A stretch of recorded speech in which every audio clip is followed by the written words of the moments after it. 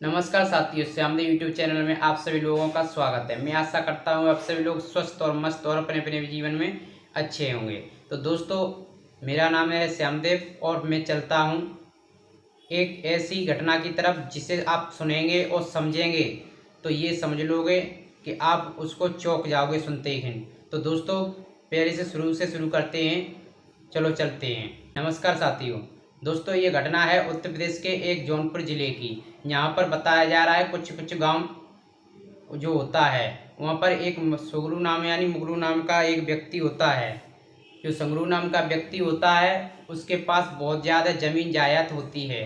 लेकिन दोस्तों, कुछ समय गुजरने के बाद इसकी जो धर्मपत्नी होती है वो धर्मपत्नी इसकी ख़त्म हो जाती है।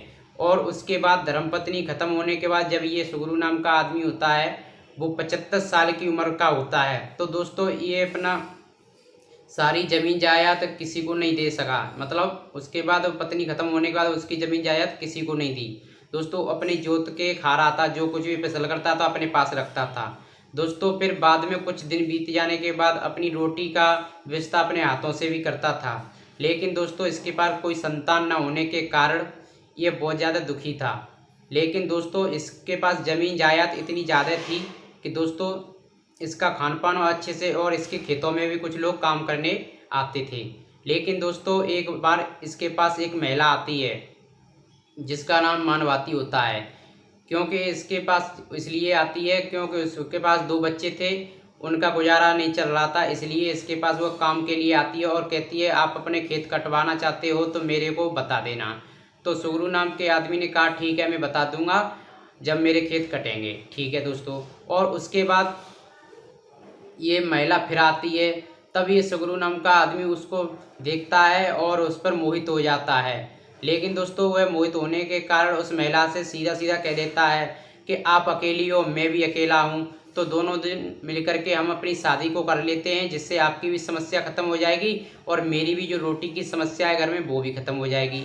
तो दोस्तों, ये महिला पढ़ी लिखी होती है और उस बात को समझती है और कानूनी कार्रवाई करके अपनी कोर्ट से मैरिज करवा लेती है और किसी मंदिर में जा कर के वह शादी कर लेती है। और शादी करने के बाद दोस्तों, उन दोनों लोगों को ये पता नहीं होता कि अगली समय हमारी क्या होगी। लेकिन दोस्तों, भगवान की कृपा से ये शादी उनकी सही तरह से हो गई। लेकिन दोस्तों, जब उनकी रात होती है, जब सुहाग की रात होती है, तब दोस्तों वह अपने सुहाग की रात के ही दिन बताया जाता है कि रात में उसकी मौत हो जाती है। लेकिन दोस्तों, ये रात को खबर किसी को नहीं पता होती। जब सुबह उठता है लोग बाग और उसकी स्त्री उठती है जिसने मानवाती नाम ने इसकी शादी की थी, और उठ के देखती है मंगरू नाम को आदमी को, तो देखती है तो वह बेड पर लेटा होता है, वहाँ पर ख़त्म हुआ मिलता है।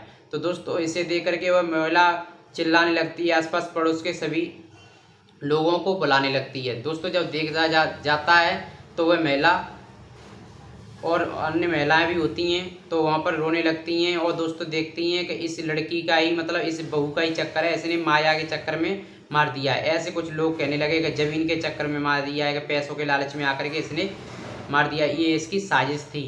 लेकिन दोस्तों, जब उसको डेड बॉडी को पुलिस लेके आती है और फिर उसको पोस्टमार्टम के लिए अस्पताल में ले जाती है, तब उसके बाद जब उसकी रिपोर्ट आती है तो उसमें बताया जाता है कि इस सुगरू नाम के आदमी ने ज़्यादा ड्रग्स यानी शराब और जोश बढ़ाने वाली गोलियों को अपने शरीर में खा लिया था। और उनकी गर्मी यानी रिएक्शन के कारण उसने इतना नसों में ब्लड का तनाव दे दिया, जिससे उसके हार्ट पे जाके अटैक पड़ गया, यानी हार्ट अटैक पड़ गया, उसके दिल पे जाके अटैक पड़ गया। इस अटैक के कारण इसकी सुगरू नाम के व्यक्ति की मौत हुई है। दोस्तों, इस चीज़ से घटना से हमें ये महरम पड़ता है कि दोस्तों, जब हम किसी इंसान से या फिर शादी कर रहे हैं या कुछ भी कर रहे हैं तो उसकी एज जरूर देख लें। और दोस्तों, ये घटना एक सही घटना है दोस्तों। और इस घटना का मेरा मकसद ये है बताना कि हमारे जो आसपास हो रही सभी समाचार यानी सभी नई नई घटनाओं के बारे में देना है।